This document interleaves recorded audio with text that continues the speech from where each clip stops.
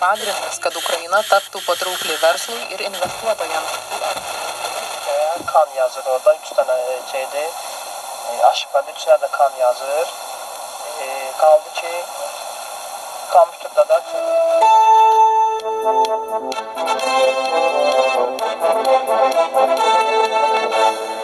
saat 1'de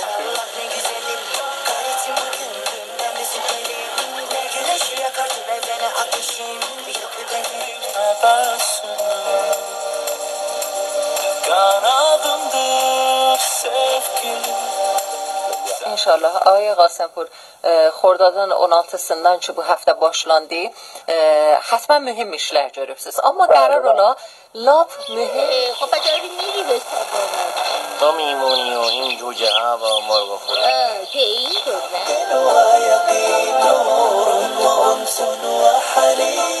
Ümid mağazalarında möhtəşəm yay indirimləri başladı. Şıvanki aspirator indi 97 manat değil, 79 manata. Domofon 147 manat değil, cəmi 119 manata.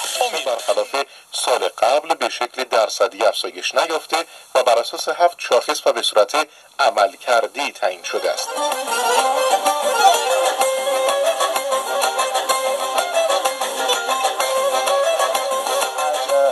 تیم ملی جدا شده به خاطر مصدومیت و داره برمیگرده به تهران. لژیونر جوان کشورمون که خیلی امید داشت در این aradan qaldırar. Presto, gəl ilə fikriniz arxada qalmasın. İstifadə etmədən öncə içdiyin oxunması tövsiyə olunur.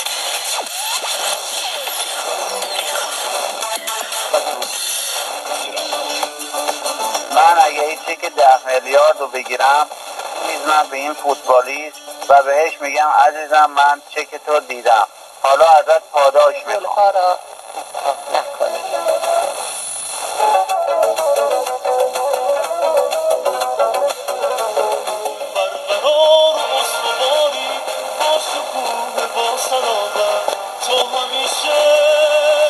شکور آینده باید به حداقل بازنشسته‌های پایینی رئیس جمهور آینده توجه به این اجرا میکنه. انشالله Bəli.